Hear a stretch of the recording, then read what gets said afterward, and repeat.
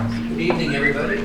Welcome to the October 2015 meeting of the BoardMeetingFirst32min Community College District Board of Trustees. If you'll please join me in the Pledge of Allegiance.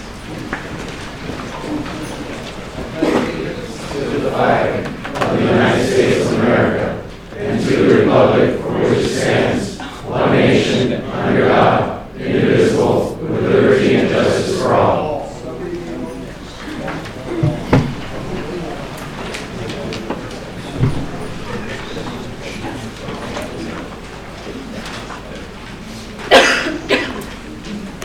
Thank you. We did have a closed session. We have no action report. We have given direction to our team of leaders, and they will be reporting back to us at the next meeting. We do have minutes from the last board meeting, which is September 8th, 2015. Is there a motion? First of all, are there any questions or comments on the minutes? If not, is there a motion to approve? I so move. Thank you.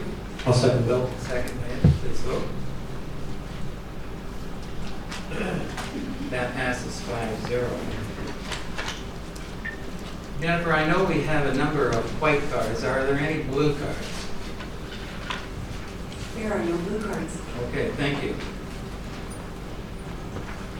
There is one item that has brought a lot of you, if not almost all of you here tonight, and that's item 404. I am going to take the perspective of the president of the board and move that item to right now so that you do not have to wait through the rest of the evening to get your points made to us. I do want to note that we did have a workshop earlier this morning. We spent over 75 minutes listening to people, pro and con, so we've had a good understanding of what it means to either have or not have a PLA. The item tonight is asking the question of whether or not we will give instruction to our staff to negotiate a PLA, yes or no. It's not to settle a PLA, so we will, if that is the action that the board takes tonight, there certainly is going to be another opportunity for people to let us know what they think once they actually see the PLA, if that is indeed where this board goes. We do have a policy, this board, that we have 20 minutes for one item. And so I'm going to start by, I'm not positive that I have for sure pro and con, but I think Jennifer's done a real good job of separating things out, so I'm going to take one from one pile, one for another, until we get to the 20 minutes, and then we will call it. I'm going to start with Gina Adams. Gina?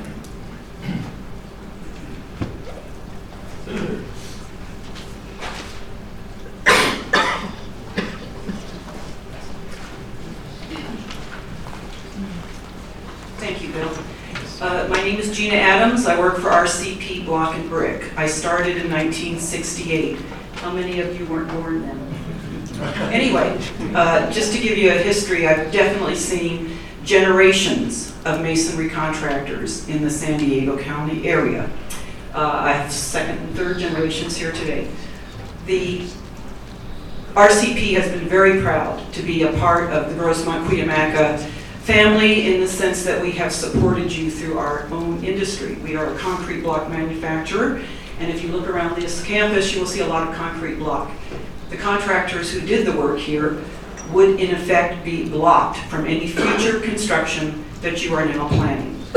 So as a manufacturer, and I don't know how many business owners I represent here tonight, are there any business owners? I would like to know how their impact, what their impact is going to be by your decision. I know that right now, through San Diego Unified and other districts that have got PLAs, we do not service their jobs. Why? Because the only union contractor can only do so many jobs. And his name is Tim Perkins. He's a young man, thank God. You will have him for a few years. The other two union contractors are 70, pushing 80. They do small work, but they don't choose to get into this type of work anymore. So you have literally chopped off Well, in San Diego, we have 400 to 600 masonry contractors, licensed masonry contractors. Not all of them do schoolwork, but you have effectively chopped off the biggest part. So who do you have? We have customers coming from Riverside, Los Angeles, San Bernardino, bidding your jobs. They are union contractors, God bless them. One has used us. The others are bringing in Los Angeles, Angeles Block, Orco Block, Old Castle, other manufacturers. So you are definitely impacting our CP block. And I do want to retire, so please, let's, no, I'm just kidding. But we do really feel that impact. And as other business owners, I'm sure they're going to feel the same way. So thank you for your time. And I really hope you would consider the impact you're doing, not only to the contractors, but to the people who live here and make a living supporting you. Thank you, Gina.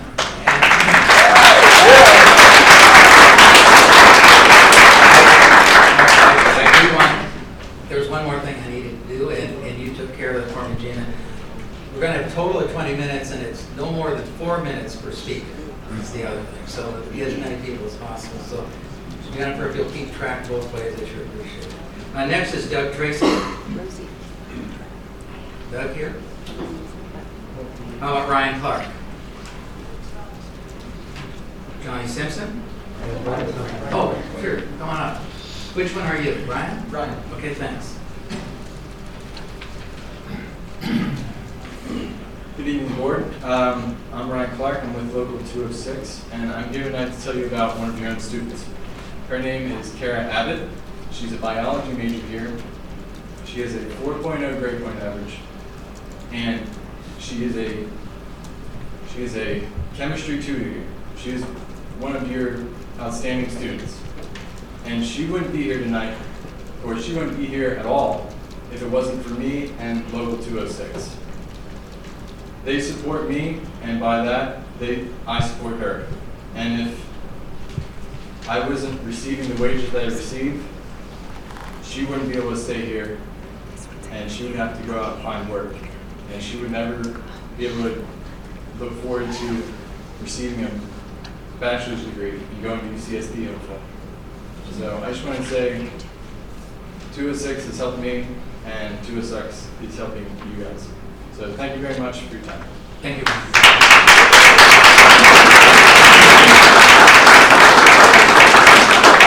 Travis Doherty.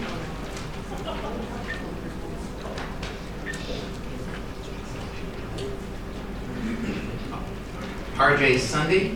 He's got Oh, Travis? Okay. the big eye.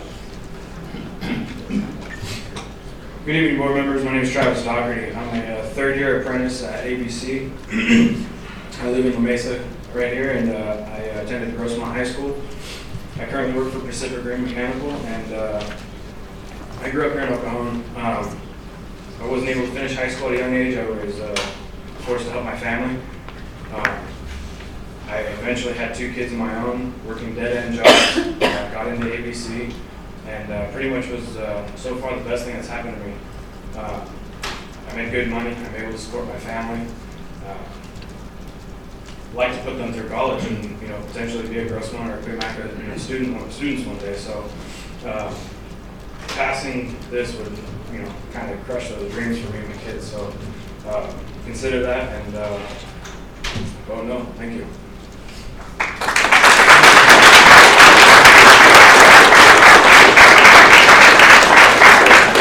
Johnny Simpson.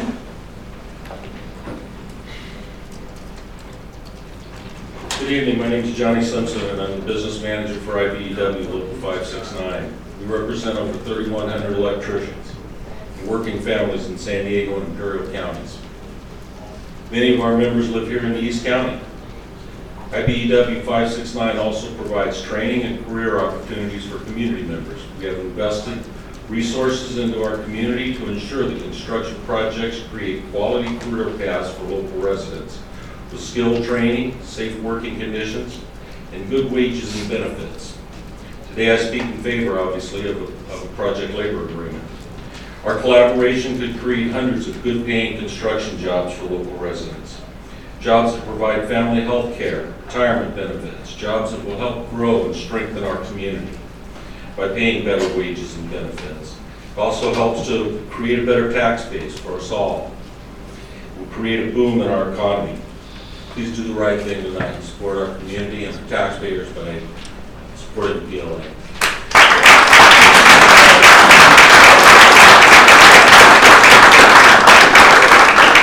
Gary Keating? Okay, thanks.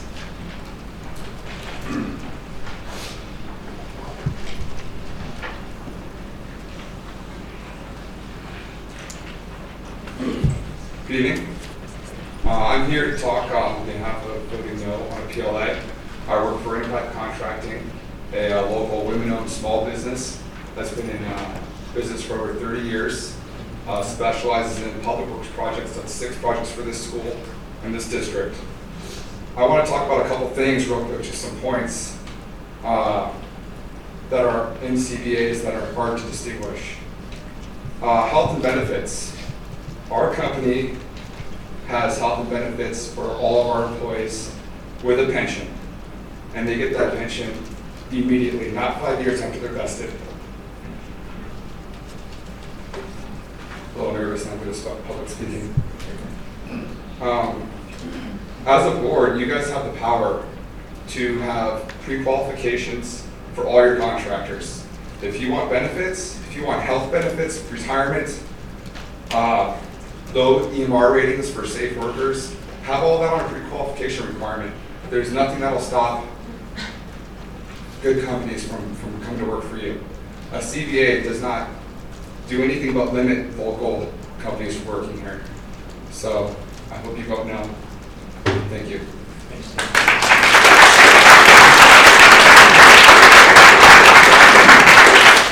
Steve Ramirez?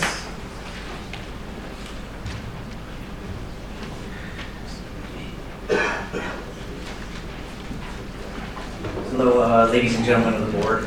Appreciate you giving me this time to speak my truth, and I'm sure you guys have a great deal of patience. There's a lot of heated debate going on both sides.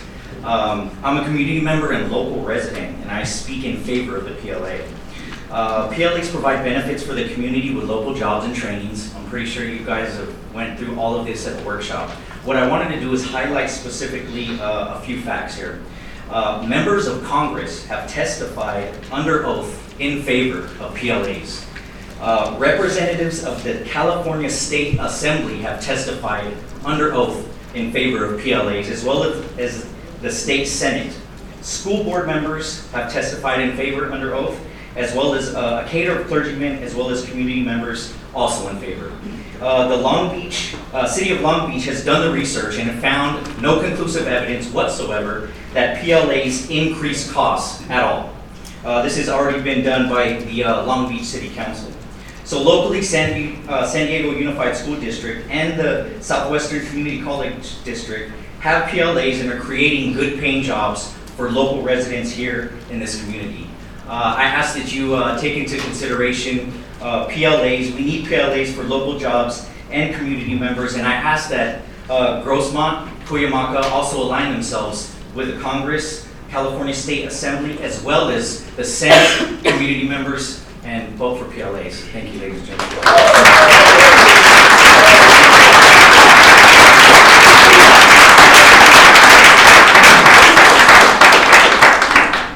Excuse me?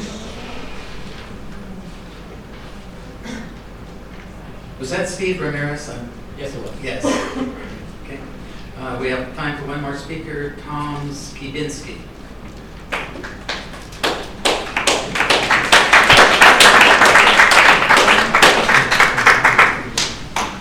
Good evening. Thanks for your time. Thanks for all the support. I want to just kind of address a couple things. Not only am I an instructor at ABC, I'm a veteran of this country, and I'm very proud to say that. I'm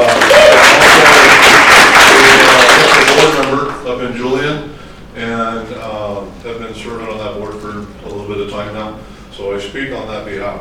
But I also speak as an instructor, supported by the AFT and backed by them in this situation, and I take offense when PLAs say that the very guys that I teach are not skilled. And when I look at skilled in the dictionary, it says having and showing knowledge of the ability or training to perform a certain activity or will. Every one of my apprentices are able to do that.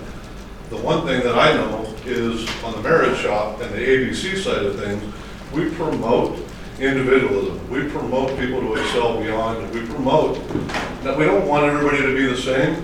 We don't want everything to be the same on the job site. I promote these guys to learn, to gain knowledge, to excel far beyond. And even recently, in my local district, we finished the school bond project without a PLA. It finished on time, it finished under budget, and it finished successfully. And their kids inhabit that building. And there was no PLA. It was fair and open competition all the way around. But I take exception as an instructor when you guys tell me I'm backed by the AFT that I'm not teaching skilled labor. So I greatly encourage you guys to consider your vote tonight on the PLA. Thank you for your time.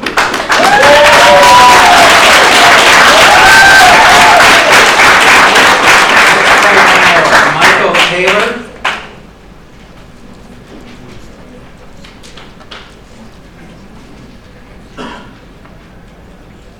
And you will be the last one.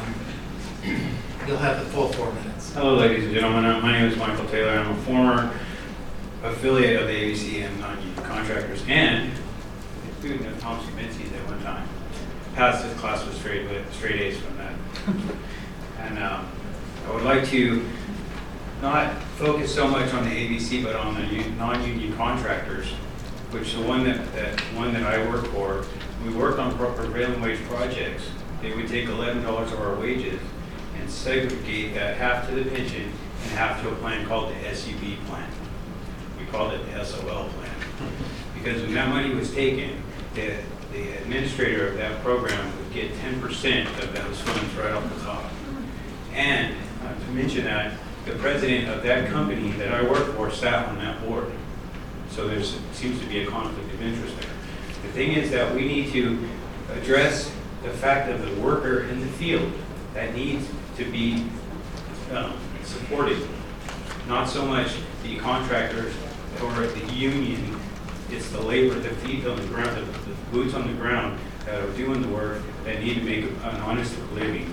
When I was working there at this contract, I'm not going to name the names, my coworkers, if they had a spouse and 2 children, it would cost them almost a week's net pay, $900 to pay for their health insurance, which was substandard. I ended up going to an HMO doctor. My dentist stopped seeing me because the coverage that they provided was not sufficient to be able to see my own dentist. And I was picked up after continuing my wages with this contractor. After working for them for 8 years, they let me go. The union picked me up immediately in December and gave me insurance before I started to work on my first day of work. I had insurance. I was insured with the medical insurance that I never knew existed. I have medical, dental, vision. My dentist sees me again, and it is imperative that you guys adopt this PLA for the fact, the protection of the worker, not so much the contractors or the union, but it's for the protection of the worker. You put more money in the worker's pocket, more money goes out into the economy. When you're paying a substandard wage by a non-union contractor, when I was in the ABC, yeah, they paid prevailing wage, but as soon as I turned out, if I went on a private job, I was making a private rate, which was not the prevailing rate. So I implore you to please consider the PLA for the protection of the workers and not for the contractors. And the skill that Tom provides is a great skill. He's a great teacher. I'm not taking nothing from him. But it's about the worker in the field that needs to be protected, and that's what the union does. It protects the workers. Thank you very much.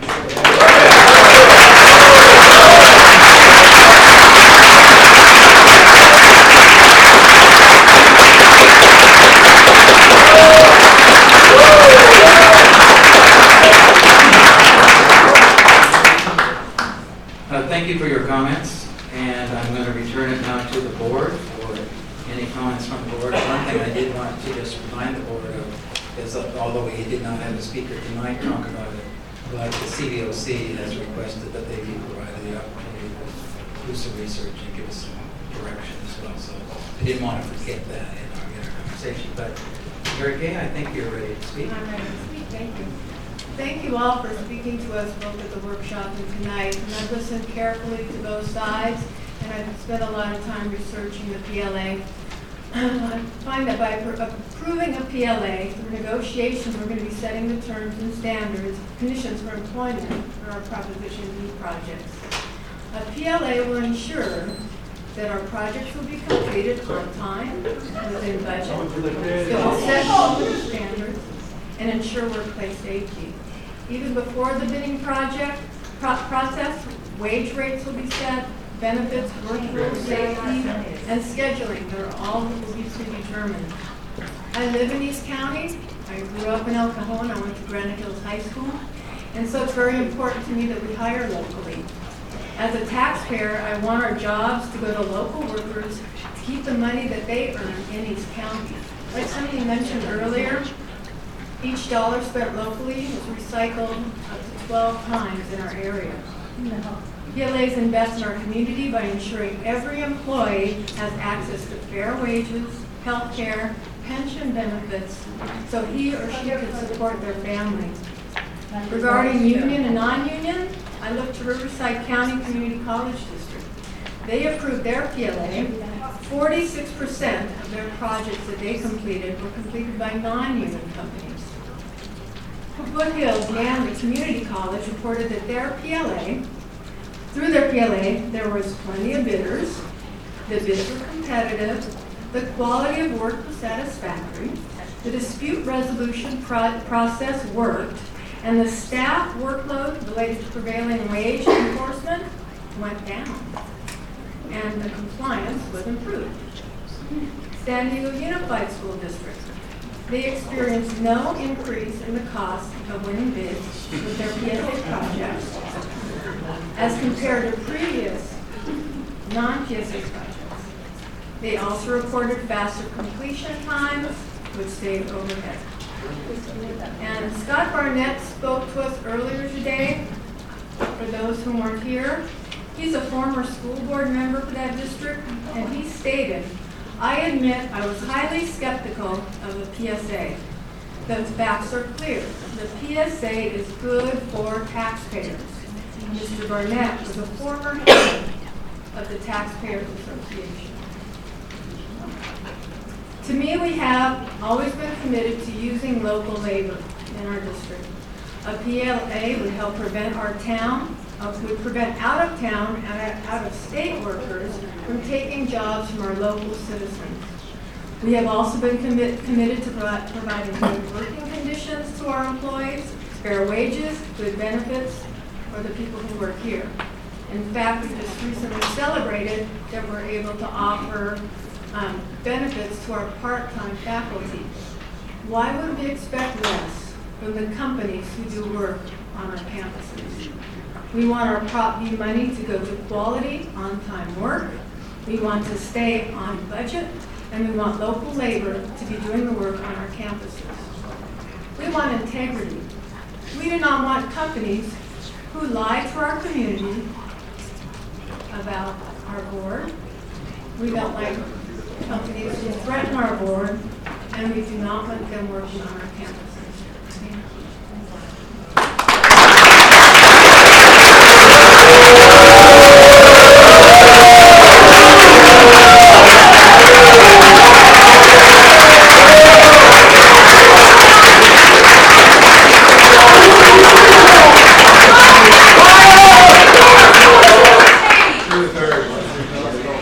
Debbie.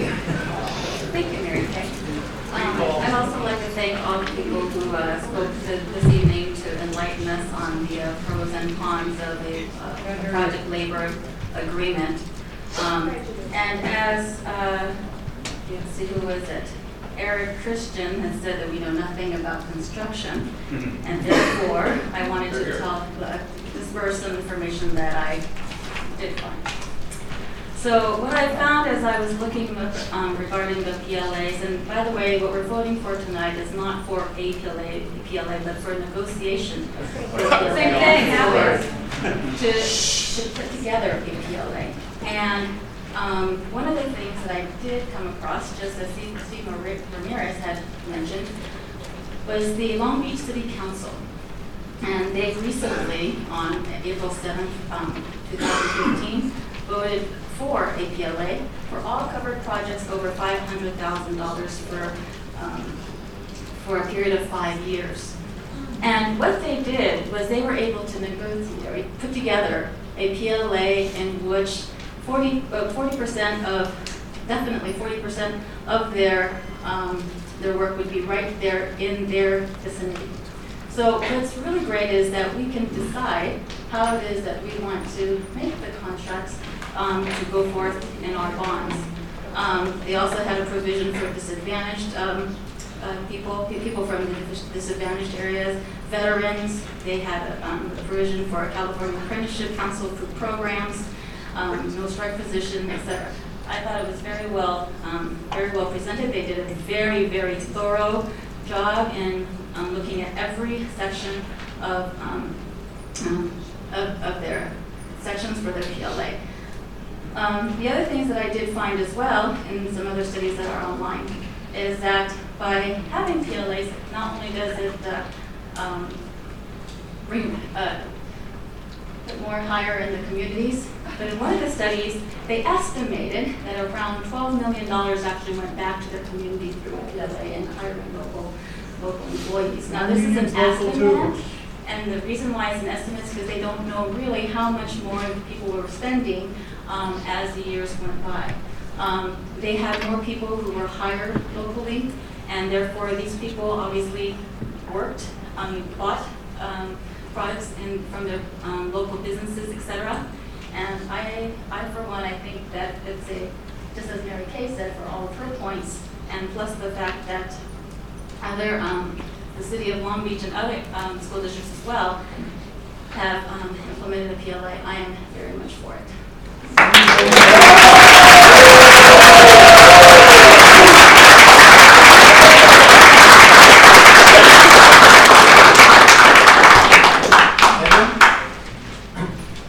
Thank you, Bill. Well, I've been on the board for 5 years, and obviously this is the single meeting that really brings out the crowd. It's, I'm going to say, the last reason that I decided to serve as a board member. In other words, I can see how extremely important it is to all of you, a lot of self-interest, but I, as a board member, like to focus on things that impact our students and their ability to succeed. That said, I have to say that, being tainted as a corrupt politician, being served a notice of a recall petition, all of that doesn't really work to help me make a responsible decision. I've sat with this for a while. I can obviously see the pros and cons of both sides. And again, I recognize that the money's involved, and obviously it means a lot to each and every one of you, the laborers, the workers here, union and non-union. I understand the struggles that you face. It's not going to be an easy decision. There's going to be winners and losers in this. But I guess I'm going to say that, we're sitting in this seat. I would say I can't advocate this decision. I listened to both sides. I'm voting with my conscience, and yes, I'm going to support the PLA.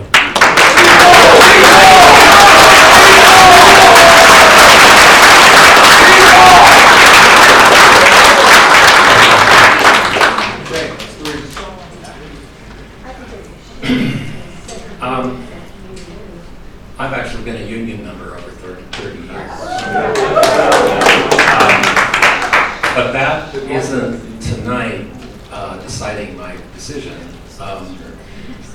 I am worried about, I hate to say this, but I'm a history teacher, so just bear with me. I'm worried about our society, and this division is typical of our society. You invited it. I don't understand why we have a declining enrollment in unions which protect workers when with more union membership there is a rising middle class. That is the way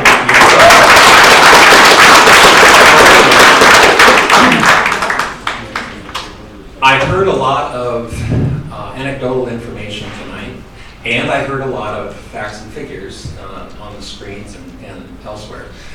And I was pleased that you brought this information to us, and I thank you for it. The board thanks you for it, because this is an important issue for all of us.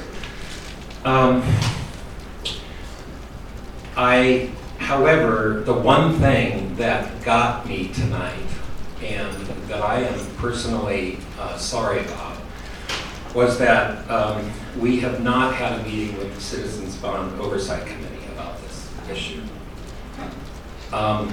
And for that reason, even though I have leanings, I think that it would behoove us, and I would like to make a motion that we meet with the Citizens Bond Oversight Committee and table this until the next board meeting.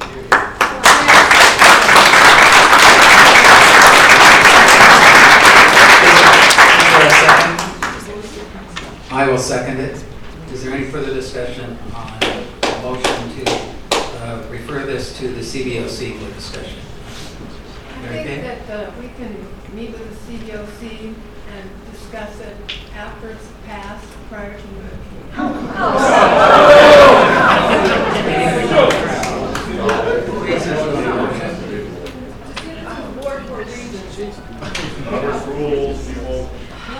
right.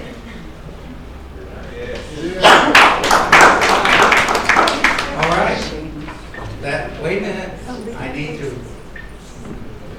for the record, I need to say that the motion passes 3-2. Very good. With Greg Farr, Bill Garrett, Evan Heil voting yes, Debbie Justice, and Mary Kay Rosinski voting no. That concludes then this part of the meeting. We're going to take a 10-minute recess.